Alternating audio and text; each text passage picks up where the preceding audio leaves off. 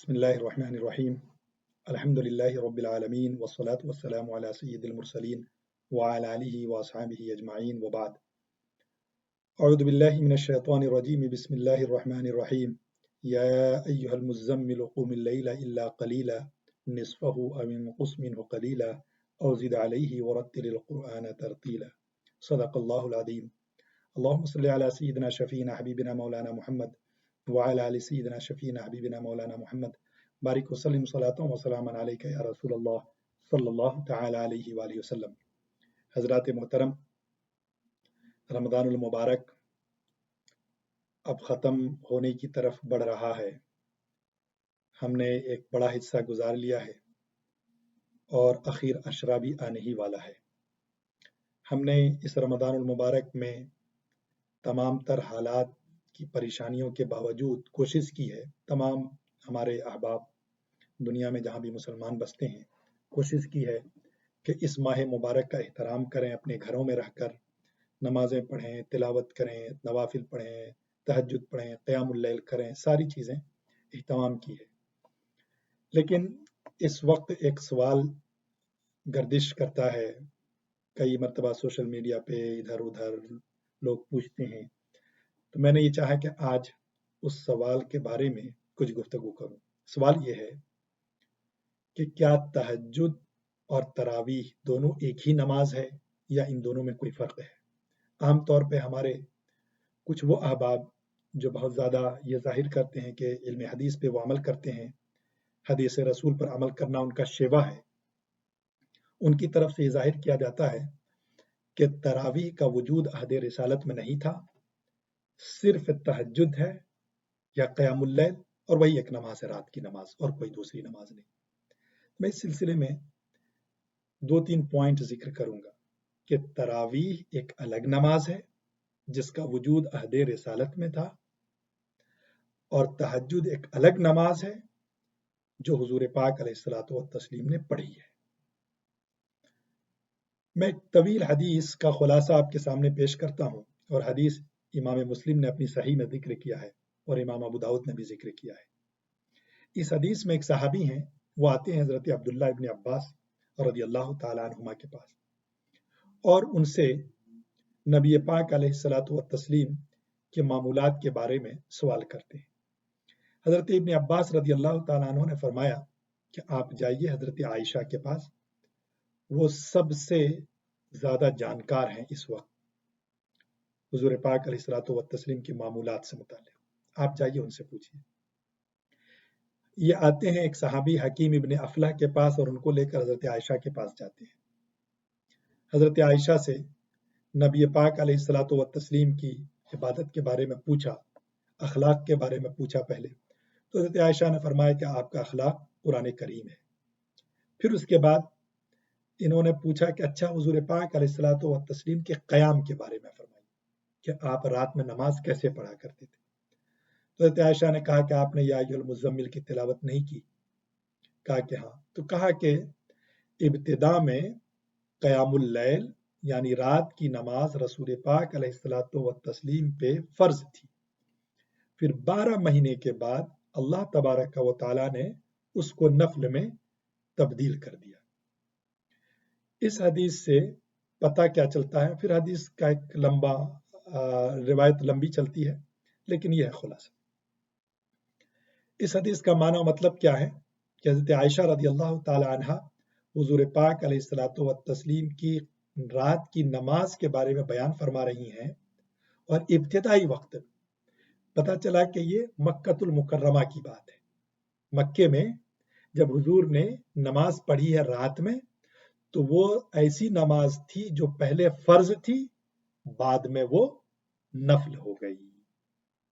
अब आइए मदीनतुल मुनव्वरा। मदीनतुल मुनव्वरा नबी पाक तशरीफ लाए और रमज़ानुल मुबारक का रोज़ा फ़र्ज हुआ, तो अल्लाह के रसूल अलैहिस्सलातु व तस्लीम ने एक हदीस में फरमाया, एक तवील हदीस है, और मुस्नद इमाम अहमद इब्न हंबल में उस हदीस का तज़किरा है, मुस्नद तयालसी में उस हदीस का तज़किरा है, और हदीस की दूसरी किताबों में इसका तज़किरा है, और हदीस मुअतमद और ऑथेंटिक है। हदीस का एक अदना तालिब इल्म होने की हैसियत से मैं जिक्र कर रहा हूँ کہ یہ حدیث معتمد اور اتھینٹک ہے، اس کے معتمد ہونے میں کوئی کلام نہیں ہے۔ تو اس حدیث میں اللہ کے رسول علیہ الصلوۃ والتسلیم بیان فرماتے ہیں کہ اے لوگو، اللہ تبارک و تعالیٰ نے رمضان کا روزہ آپ پہ فرض کیا ہے، اور اس کی راتوں میں قیام اگر کرو گے تو وہ میری سنت ہے، وہ سننت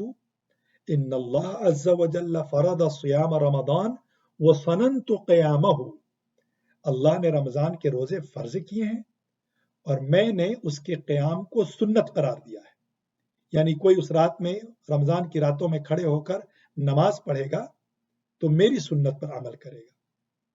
فمن صامہ وقامہ احتسابا خرج من الذنوب کیوم ولدته امہ،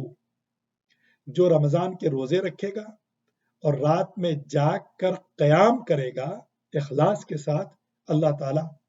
اس کے تمام گناہوں کو معاف فرماتا ہے اور وہ ایسے ہی ہو جاتا ہے گویا کہ نئے پیدا شدہ بچے کی طرح۔ اس حدیث کی روشنی میں اور جو پہلی حدیث ہم نے ذکر کی، صاف بات واضح ہو جاتی ہے کہ پہلی حدیث عہد مکی کی ہے، پہلا عمل حضور کا عہد مکہ میں تھا کہ پہلے تہجد فرض یا وہ نماز فرض تھی، بعد میں نفل ہو گئی، اور یہاں ابتدا ہی سے ایک نماز حضور فرما رہے ہیں قیام اللیل کی شکل میں جو سنت ہے، ابتدا سے سنت ہے، اور پہلی نماز ابتدا میں فرض تھی، بعد میں سنت ہو گئی۔ بہت ہی اہم پوائنٹ ہے، اس پوائنٹ کو یاد رکھنے کی ضرورت ہے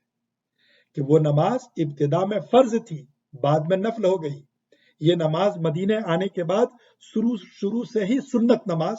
کے طور پر جانی گئی۔ دوسری بات، تہجد کا وقت بخاری اور مسلم کی روایت سے متعلق بخاری نے غالباً معلقات میں ذکر کیا ہے اپنے، اور امام مسلم نے ذکر کیا۔ حضرت عائشہ فرماتی ہیں حضور کا عمل، قالت کان یحب الدائم قلت ای حین کان یصلی، سرکار تہجد کی نماز کب پڑھا کرتے تھے پوچھا گیا تو فرمایا اذا سمع الصارخ قام فصلی،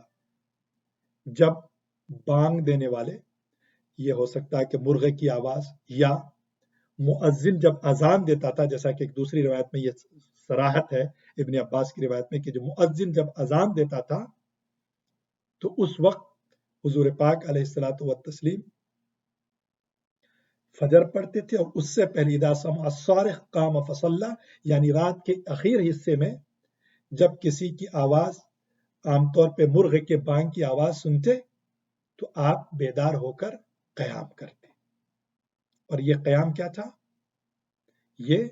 جو ابھی ہم نے ذکر کی، جس روایت میں یہ تذکرہ ہے کہ آپ نے فرمایا کہ اس کی قیام کو میں نے سنت قرار دیا ہے، یہ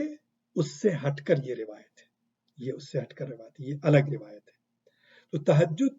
اخیر، رات کے شب کے اخیر وقت میں پڑھتے تھے، اور وہ جو نماز تھی جس کو حضور نے فرمایا کہ سنت ہے، یہ رات کے ابتدائی حصے میں پڑھتے تھے۔ اور اس کو آپ ایک اور روایت سے جانیے، ایک روایت ہے جو حضرت ابو ذر رضی اللہ تعالی عنہ نے جس کو روایت کیا ہے، جو مسند احمد میں بھی ہے، طیالسی میں بھی ہے، عبد الرزاق میں بھی ہے، مصنف ابن ابی شیبہ میں بھی ہے، اور حدیث کی مختلف کتابوں میں۔ اس میں اللہ کے رسول صلی اللہ تعالی علیہ وآلہ وسلم سے حضرت ابو ذر کہتے ہیں کہ ہم نے رمضان کے دنوں میں روزے رکھے، اور جب رمضان کا اخیر کا عشرہ آیا، 24ویں کی رات ہوئی، تو حضور پاک علیہ الصلوۃ والتسلیم نے ہمیں ایک نماز پڑھائی، حتیٰ کہ رات کا تہائی حصہ گزر گیا۔ پھر 25ویں کی رات کو آپ نے کچھ نہیں کیا، 26ویں کی رات کو پھر آپ نے نماز پڑھائی، حتیٰ کہ رات کا ایک آدھا حصہ گزر گیا۔ پھر ہم نے عرض کیا یا رسول اللہ،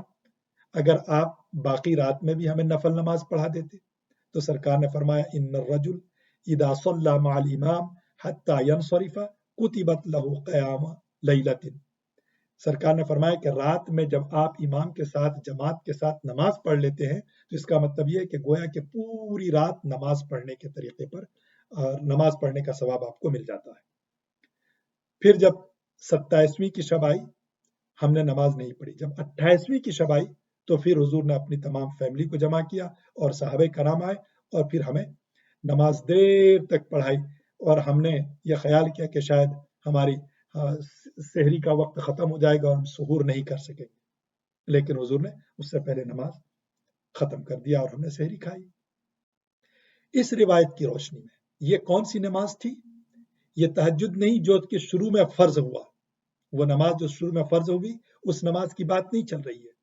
یہاں اس روایت میں اس نماز کی بات چل رہی ہے جو کہ ان یوزول تھا، جس کو عام طور پر رسول نہیں پڑھا کرتے تھے، بلکہ خاص طور پر رمضان کے اخیر عشرے کے 3 راتوں میں ہی حضور نے یہ نماز پڑھی ہے، 3 راتوں میں ہی، اور رات کے ابتدائی حصے میں آدھی رات تک نماز پڑھی ہے، آدھی رات تک، پہلے ابتدائی حصے میں، پھر آدھی رات تک، اور تیسرے دن تھوڑی اور لمبی کر دی اس نماز کو کہ سحر کا وقت ہو گیا۔ جبکہ تہجد کے لیے یہ ہے مستحب کہ آپ کو سونا ہے، سونے کے بعد جو نماز پڑھتے ہیں تھوڑی سی نیند لینے کے بعد، اس نماز کو تہجد کہا جاتا ہے۔ جیسا کہ حضرت عمر رضی اللہ تعالیٰ عنہ کی وہ روایت جس میں آپ نے جماعت پر لوگوں کو اکٹھا کر دیا، حضرت ابی بن کعب کی سربراہی میں آپ نے لوگوں سے کہا کہ آئیے اور ان کی امامت میں نماز ادا کیجیے، تو پھر تراویح جماعت کے ساتھ پڑھی جانے لگی۔ اس کے اخیر میں حضرت عمر فرماتے ہیں واللتی تنامون عنہا افضل من اللتی تقومون، یہ جو تراویح آپ نے پڑھی، یہ نماز جو آپ نے پڑھی ہے، یہ سوئے بغیر پڑھی ہے، عشاء کی نماز کے بعد پڑھی آپ نے، لیکن ایک اور نماز ہے جو جب آپ تھوڑا سا سو کر اٹھتے ہیں پھر پڑھتے ہیں، وہ نماز اس نماز سے بہتر ہے، یعنی تہجد کی نماز جو آپ سونے کے بعد پھر پڑھتے ہیں، وہ نماز اس نماز سے بہتر ہے۔ پتہ کیا چلا کہ تہجد کا وقت ایک الگ وقت ہے، اور جو یہ قیام حضور نے فرمایا یہ ایک الگ قیام تھا، یہ ایک الگ نماز تھی، اس کا وقت الگ تھا، یہ رات کے ابتدائی حصے میں پڑھی گئی، یہ رات کے آدھے حصے میں پڑھی گئی، اور پہلے ابتدائی حصے میں، پھر آدھے حصے تک، پھر تیسرے دن حضور نے اس کو سحور تک پڑھا۔ تو دونوں کے اوقات میں بھی فرق ہے، دونوں کے اوقات میں بھی فرق ہے۔ پھر اگر بات کریں حضرت عائشہ رضی اللہ تعالی عنہا کی اس روایت سے متعلق جس میں آپ نے فرمایا کہ آپ نے 11 رکعت سے زیادہ کوئی بھی نماز رات میں نہیں پڑھی آپ نے، تو حضرت عائشہ ایک روایت میں 11 رکعت کہتی ہیں، ایک میں 13 رکعت کہتی ہیں، یہ سب بخاری مسلم کی روایت ہے۔ اور حضرت عبداللہ ابن عباس سے 3 روایتیں مروی ہیں جس میں انہوں نے 13 رکعت کا تذکرہ کیا ہے۔ ان سب روایتوں میں حضرت عائشہ اور ابن عباس حضور پاک علیہ الصلوۃ والتسلیم کی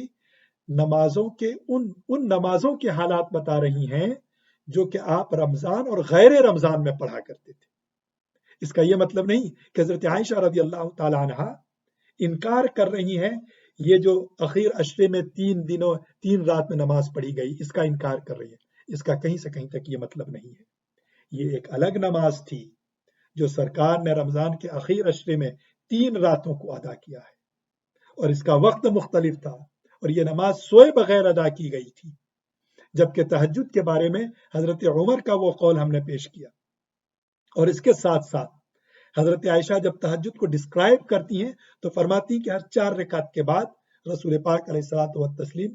سو لیا کرتے تھے تھوڑی دیر، 4 رکعت پڑھتے آرام کرتے، پھر 4 رکعت پڑھتے پھر آرام کرتے، پھر وتر پڑھتے۔ تو حضرت عائشہ نے پوچھا یا رسول اللہ وتر سے پہلے ہی آپ سو جاتے ہیں؟ تو سرکار نے فرمایا کہ میری آنکھیں سوتی ہیں، میرا دل نہیں سوتا ہے۔ یہ سرکار کی خصوصیات ہے۔ گویا عزیزان محترم، تہجد اور تراویح کو ایک کر کے دیکھنا اور یہ کہنا کہ تراویح کا وجود قرآن حدیث میں کہیں نہیں ہے، یہ بات ناسمجھی کی دلیل ہوگی اور علم و فہم سے اس کا کوئی تعلق نہیں ہوگا۔ اور سب سے اہم دلیل اس بارے میں یاد رکھیے کہ تہجد پہلے فرض تھا، تہجد کی نماز فرض کی گئی تھی، بعد میں نفل ہو گئی، اور قیام اللیل یا تراویح یہ ابتدا سے ہی مدینے میں سرکار نے فرمایا کہ رمضان کے روزے فرض ہیں اور اس رات کے قیام تمہارے لیے سنت ہے۔ ایک بنیادی فرق ہے، اور وقت کے اعتبار سے بھی فرق ہے۔ اللہ تبارک و تعالی ہمیں حق سمجھنے اور اس پر عمل کرنے کی توفیق عطا فرمائے، حدیث رسول صلی اللہ تعالی علیہ وآلہ وسلم کو پڑھنے، سمجھنے اور اس پر عمل کی توفیق عطا فرمائے۔ ھذا باللہ التوفیق، والسلام علیکم